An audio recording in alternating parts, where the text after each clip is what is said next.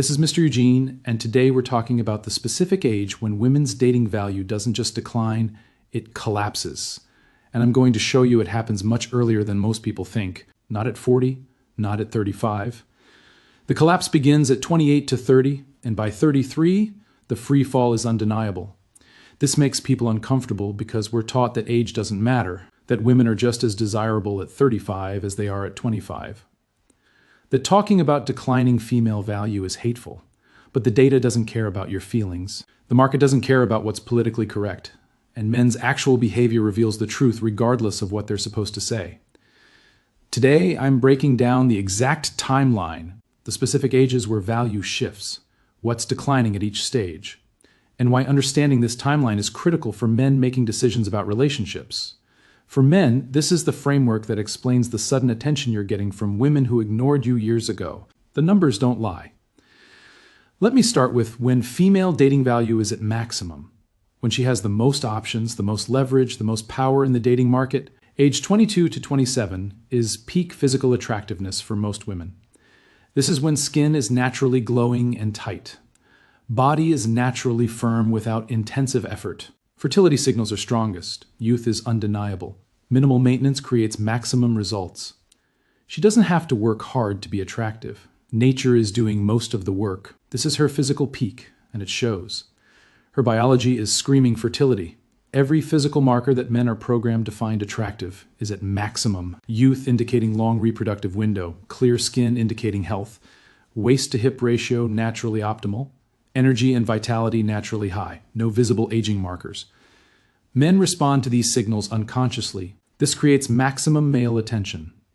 At 22 to 27, she has minimal relationship baggage. Maybe 1 to 3 previous partners if she's been selective. No divorce, no children, no ex-husband, no decade of failed relationships creating psychological damage. She's relatively fresh, optimistic, not yet cynical, not yet carrying walls built from years of heartbreak. This is attractive to men seeking long-term partnership. During these years, she has maximum options. Men from 25 to 45 are pursuing her, successful older men, ambitious younger men. Men significantly above her in resources and status are willing to date her casually. Her dating apps explode with matches. Her social life is constant male attention. She can be extraordinarily selective and still have abundant choices. All of this creates maximum leverage. She can filter ruthlessly, can demand height, income, looks, status, everything. Can reject 95% of men and still have options. This leverage makes her believe she's worth what she can temporarily access. She mistakes attention from high-value men for being high-value herself. This is the peak. Maximum attractiveness, maximum options, maximum leverage. And it doesn't last. This is when the decline begins. Subtle at first, easy to deny, but undeniably starting. At 2008 to 30, the physical decline starts. Skin begins losing elasticity. Metabolism slows. Weight management requires more effort. First, fine lines appear around eyes. Body requires more work to maintain. The effortless beauty of early 20s is fading. It's subtle.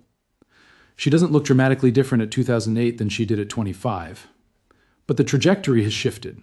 She's declining now instead of stable or improving. Medical reality is fertility begins measurable decline at 28.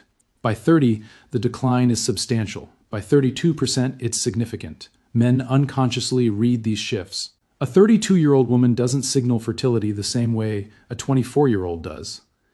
The biological markers are shifting. Here's what she's facing now. She's competing with women 5 to 8 years younger. Women at their physical peak, women with less baggage, women with better fertility. The successful older men who dated her casually at 25, they're now dating women in their early to mid-20s. She's aged out of their target demographic. The dating app matches decrease. The quality decreases. The men pursuing her aren't quite the caliber she got at 25. She's still getting attention, still has options, but fewer. Lower quality, less exciting. The decline is undeniable if she's honest. But she doesn't adjust. Her standards don't adjust to match her declining value. She still filters for 6 feet plus, 6 figures, top-tier men, still rejects good men as not good enough. Why? Because she remembers the attention at 25. She believes that's her baseline. She thinks temporary access to high-value men meant she deserved them permanently. She starts telling herself stories to explain the decline. Men are intimidated by successful women. All the good men are taken. Men are shallow and only want younger women. Dating is just harder now. These stories protect her ego from the truth. Her market value is declining and she hasn't adjusted accordingly. This is where the decline becomes undeniable, where denial becomes impossible, where panic begins. By 33 to 35, aging is visible and requires significant effort to manage. Weight gain is common and harder to reverse. Skin changes are obvious.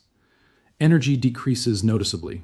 Looking good for her age becomes the goal instead of just looking good.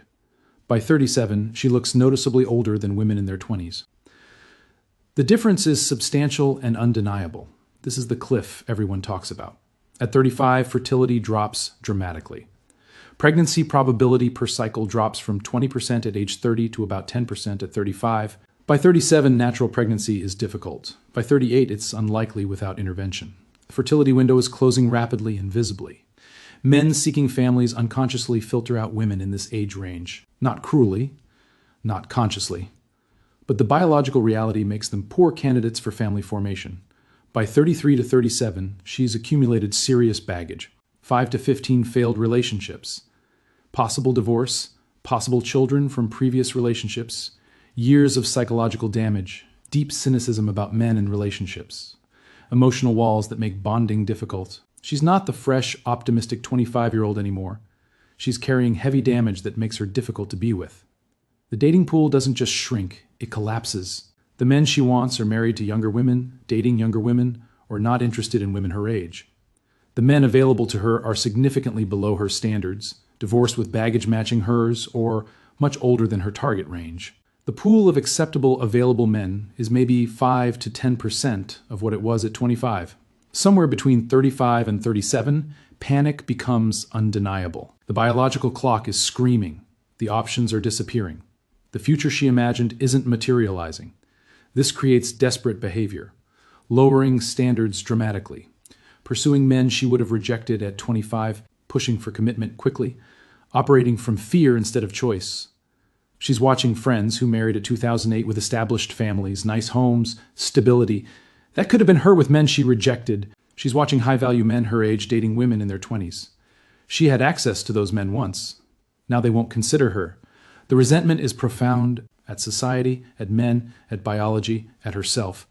This resentment poisons everything. After 38, it's free fall. The bottom drops out completely. By 40, natural pregnancy probability is 5% per cycle. By 42, it's 1 to 2%. By 45, essentially zero. If she wants children, expensive fertility interventions are required with low success rates and high complication risks. For practical purposes, her fertility is gone. This eliminates her from consideration by any man wanting biological children. By 40, the aging is undeniable. She's visibly middle-aged. The youthful beauty is completely gone. Even with intensive maintenance, she cannot compete with women 15 years younger. The dating market responds accordingly. Male attention drops to near zero from desirable men. By 40, with 15 to 25 partners, divorce, possible children, years of cynicism and damage, she's objectively damaged goods. Her pair bonding capacity is destroyed. Her ability to be satisfied is compromised. Her emotional availability is minimal. Her baggage is overwhelming. She's a terrible prospect for any quality man. The damage is too extensive. She's not choosing anymore, she's grabbing. Anyone acceptable, anyone willing. The selectivity is gone, replaced by desperation. This desperation is visible and unattractive. It repels the few remaining quality options and attracts only low-value men or predators. By 40, she's facing reality she avoided for 15 years. She waited too long. She filtered too harshly. She rejected good men repeatedly. She bet on maintaining access to top-tier men indefinitely. She lost that bet catastrophically. The life she imagined is not happening. The family she wanted is unlikely. The high-value man is unavailable. She's settling for men she wouldn't have considered at 25, or she's alone. This is the free fall. Complete collapse of value and options. Let me show you this visually as a value graph. Age 22 to 23, value at 95 to 100%, absolute peak. Age 24 to 27, value at 90 to 95%, peak plateau. Age 28 to 29, value at 80 to 85%, beginning decline. Age 30 to 32, value at 65 to 75%, noticeable decline. Age 33 to 35, value at 45 to 55%, steep drop. Age 36 to 37, value at 30 to 40%, accelerating decline. Age 38 to 40, value at 15 to 25%, collapse. Age 40 plus, value at 10 to 15%, free fall. This is an opinion. This reflects actual male behavior, dating app data, marriage rates, and relationship formation statistics. The peak is early 20s, the decline begins late 20s, the collapse happens mid-30s, the free fall is late 30s onward. Understanding this timeline explains everything about modern dating dynamics. Let me explain why the collapse begins at 2008 to 30 instead of later. A 30-year-old woman isn't competing with other 30-year-olds for male attention. She's competing with 25-year-olds. And 25-year-olds win every dimension that matters to men. Youth, beauty, fertility, minimal baggage, optimism. When high-value men can date 25-year-olds, why would they date 30-year-olds? They wouldn't. They don't. This means 30-year-old women lose access to high-value men much earlier than they expect. Men are biologically programmed to find youth attractive because it signals fertility. This isn't cultural, it's evolutionary. No amount of social conditioning overrides millions of years of evolution. Men prefer younger women. This preference becomes selection behavior that removes older women from consideration. Fertility decline begins at 28. By 32, it's significant. By 35, it's severe. Men unconsciously respond to fertility signals. As these signals decline, male interest declines proportionally.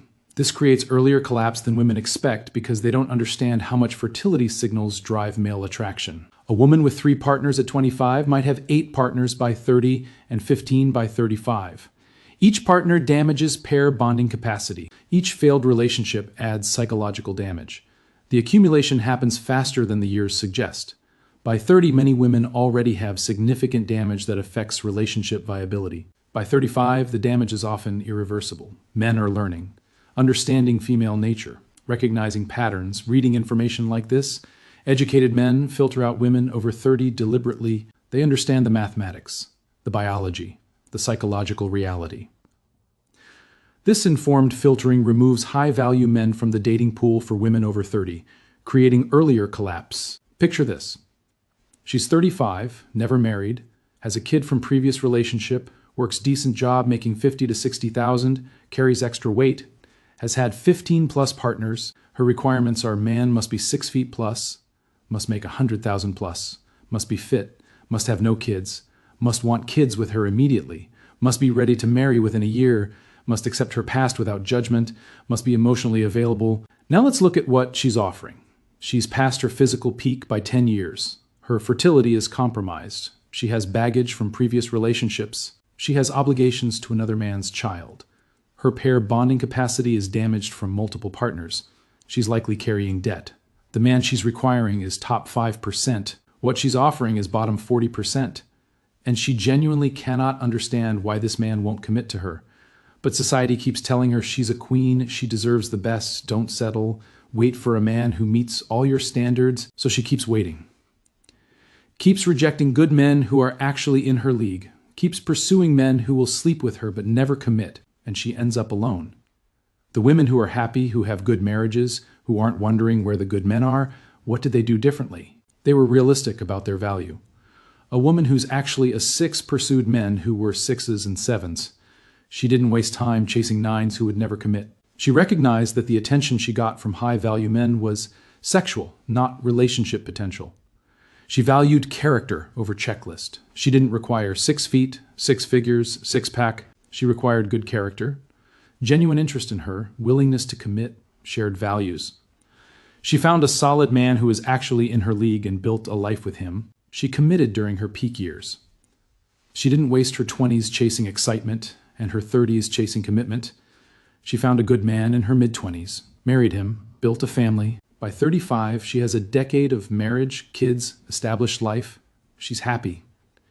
The difference between happy women and miserable women isn't luck. It's not that happy women found better men. It's that happy women were realistic about what they could actually attract for commitment, and they brought value to the relationship instead of just demanding it. Miserable women overestimated their value, underestimated good men, and brought entitlement instead of value. They're reaping what they sowed. Women's dating value doesn't decline gradually over decades. It collapses in stages, with the steep drop beginning at 2008 to 30, accelerating through 33 to 37, and becoming free fall after 38. Peak value is 22 to 27. Beginning decline is 28 to 32. Steep drop is 33 to 37. Free fall is 38 plus. This timeline is driven by biology, not culture. Fertility decline, visible aging, baggage accumulation, and competition from younger women create this pattern. For men, understand what you're seeing. The sudden interest from women in their 30s is about their collapse, not your improvement. Be strategic. Don't accept settling. Men, what age did you notice women who rejected you suddenly showing interest? Share your observations. Subscribe for the timelines and mathematics that explain modern dating reality.